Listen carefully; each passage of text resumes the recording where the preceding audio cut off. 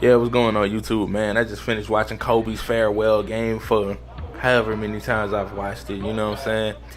Hey man, the final 4 minutes of that game, like his entire facial expression changed, you know what I'm saying? He started clenching the teeth, you know what I'm saying? The lips got tight, put that Mamba face on, so you can really tell that he really wanted to win that game. You know what I'm saying? They were down 96 to 88, you know what I'm saying? Down 8 points. And I don't know, man. It just kicked in and he took over. You know what I'm saying? Down the stretch, you know what I'm saying? He played way better than he did the entire game. To shoot 44%,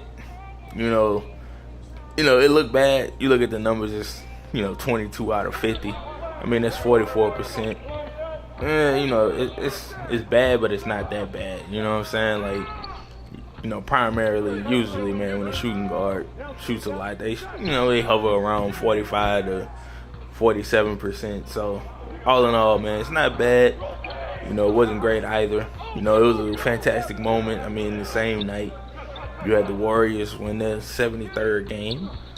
But, you go back at it and you be like, okay, the Jazz threw the game away. I mean, you could say that because, the season came down to the wire. The Houston Rockets and the Jazz were fighting for the 8th spot.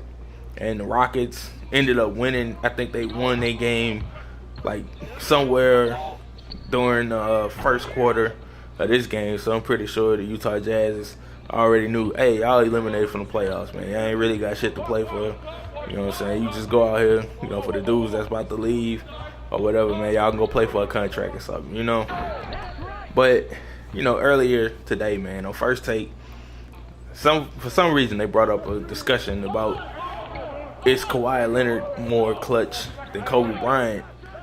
And if you look at stats on a piece of paper, you could probably say, yeah, honestly. You know what I'm saying? Like, because Kawhi is a phenomenal player. But Max Kellerman's argument was ridiculous, man. Like, my man said he was more clutch because he got a Finals MVP earlier than Kobe Bryant, and he guarded LeBron James when Jay Williams pressed him about it. That was what he said. And I was like, that's a trash argument, bro, because if you go back and look at that 2014 NBA Finals, Kawhi was like nowhere to be found the first two games. He was averaging 9 points. Tim Duncan was averaging like 19 and a half and about 13 rebounds, I believe, or something like that. Game 3, that's when Kawhi arrived. You know what I'm saying? He took over Game 3, put the team on his back. And then, he pretty much never looked back. When it was all said and done, he was averaging about 17 points, like 6 rebounds, like a steal and a block per game.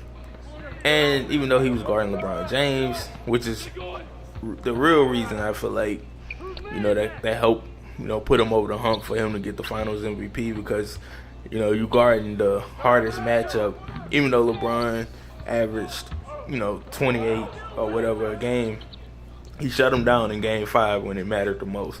Like, LeBron was nowhere to be found, you know what I'm saying? So I mean, that's, still not a good argument, because if Tim Duncan scored a few more points, you could have been looking at Tim Duncan for the Finals MVP, because he did average a double-double during the Finals. But it went one way, just like the year prior to that. Danny Green could have been the Finals MVP had the Spurs beat the Heat. If Ray Allen doesn't make that incredible shot, first off, Chris Bosh with the incredible offensive rebound, and then Ray Allen with the incredible shot. Hey man, Danny Green would have been the Finals MVP. That would have been weird. Like, it's kind of like Andre Iguodala winning the MVP. He took on the hardest matchup. He was efficient, in his play, except for the free throw line. He was terrible at the free throw line throughout all 6 games, but he guarded the hardest matchup and he was efficient. Truthfully, Curry probably Well, honestly, Curry should have been the Finals MVP in 2015, but let everybody tell it. Matthew Dellavedova was locking them up straight, clamping them down, man. Clamp guard out there. Hey, but it is what it is, man. Now, as far as like the clutch thing, I'm a Kobe fan. I'm a Kobe diehard. You know what I'm saying? You see what's going on in his background right now. I got Kobe, Kawhi, and Giannis. You know what I'm saying? That's the squad. That's what we running with. That's what we doing out here. You know what I'm saying? So, yeah, man, I feel like career-wise, you can't even make that argument right now because Kawhi's career is still here. You know what I'm saying? Kobe Bryant's career is over with. It's done. It's to the side. It's cemented. You know what I'm saying? Legacy over with, bro. I mean, you can't change nothing. You can't alter anything. It is what it is. With Kawhi, man, he's still going. Let that man grow. Like, I don't even know why they would even bring up anything like that. Like, the man is having a fantastic series right now, and you bring that up. Why not bring it up for Kevin Durant? I mean, on the same token, both teams are at 2-2, and Kevin Durant is going crazy against the Houston Rockets. But then again, Max Kellerman did say that Kevin Durant is not a top 5 player in the NBA.